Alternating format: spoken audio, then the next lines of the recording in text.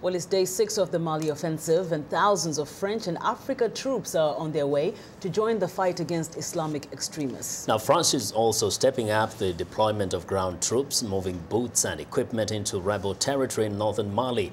The first troops from West Africa's intervention force began arriving in Mali Wednesday. About 100 French vehicles arrived from neighboring Ivory Coast Tuesday, and more troops are coming from Chad and France.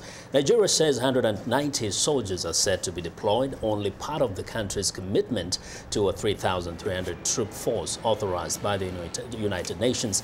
France deployed forces in Mali last week after Islamists began advancing southward.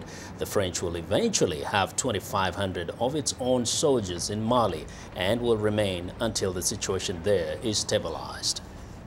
Now, French forces have begun ground operations in Mali, moving into the town of Niono, just south of an area seized earlier this week by Islamist militants.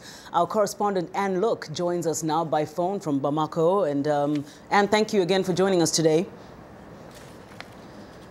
Hi. Hi, Anne. What can you tell us about the reaction, at least, to the presence of more troops in Mali? Is there hope that it's setting back, at least, the progress of the rebels?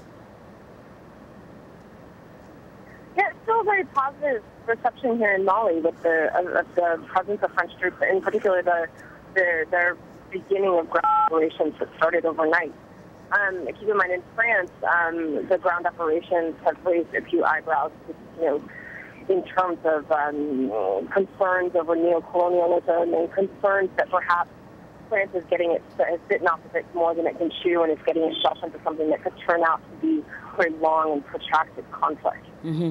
But here in Mali, I mean, it's still a fairly positive reception. Mm-hmm. Now, talking to residents in general there in Bamako, the point you just raised about the recolonization, is there any concern about the impact of France's intervention at this point among the Malian citizens? No, the feeling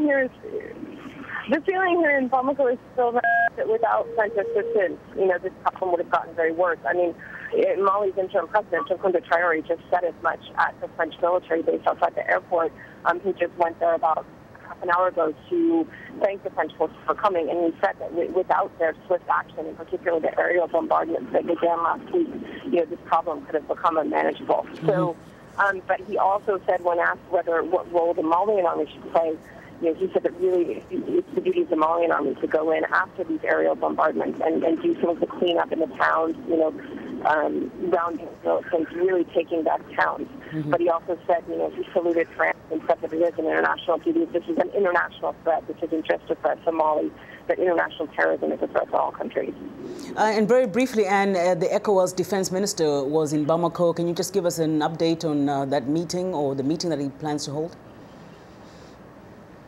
The ECOWAS Defense Chief of Staff went into their second day of meetings today. I just spoke with the Ivorian General Sumaya Bakayoko, who is the head of the ECOWAS Defense Chief of Staff, and the Nigerian General, who will be leading the MISMA force, the regional force to Mali. And they said that Nigerian troops are expected to begin arriving tomorrow, but they didn't have an exact number, and it still remains to be seen whether or not they're going to head directly to the front. Keep in mind, the Nigerians have been talking about the need for training and more preparation before they deploy them to the front. Well, thank you so much. That's Anne Look reporting for us from Bamako in Mali.